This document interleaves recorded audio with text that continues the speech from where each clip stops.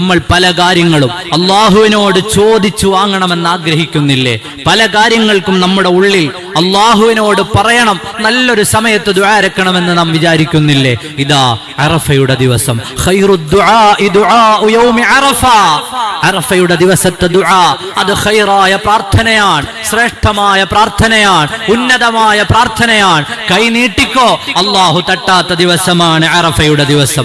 രണ്ടാമത്, അറഫയുടെ ദിവസം അല്ലാഹു സുബ്ഹാനഹു വ തആല ധാരാളമായി നരകമോചനം നടത്തുന്ന ദിവസമാണെന്ന്, അതിനേക്കാൾ നരകമോചനം നടത്തുന്ന ദിവസമില്ലെന്ന് ഹബീബ് സയ്യിദുനാ മുഹമ്മദുർ റസൂലുള്ളാഹി സ്വല്ലല്ലാഹു അലൈഹി വസല്ലം. നമ്മളെല്ലാവരും നരകമോചിതരാകാൻ ആഗ്രഹിക്കുന്നവരല്ലേ?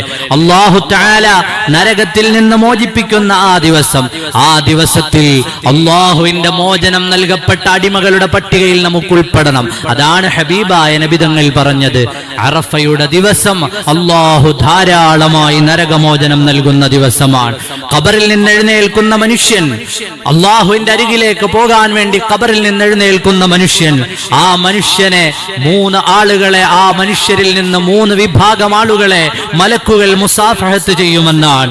മലക്കുകൾ അവരുടെ കൈ പിടിക്കുമെന്നാണ്, മലക്കുകൾ അവരെ ആലിംഗനം ചെയ്യുമെന്നാണ്. ആ കൂട്ടത്തിലെ ഒരു വിഭാഗം അറഫയുടെ ദിവസം നോമ്പെടുത്ത ആളുകളാണെന്ന് മുൻഗാമികൾ നമ്മെ പഠിപ്പിച്ചു തരുകയാണ്. അറഫയുടെ ദിവസം നോമ്പെടുത്ത ആളുകൾ അവര് ഖബറിൽ നിന്ന് എഴുന്നേറ്റ് മഹ്ശറയിലേക്ക് പോകുന്ന ദിവസം അവരെ മലക്കുകൾ ആലിംഗനം ചെയ്യും.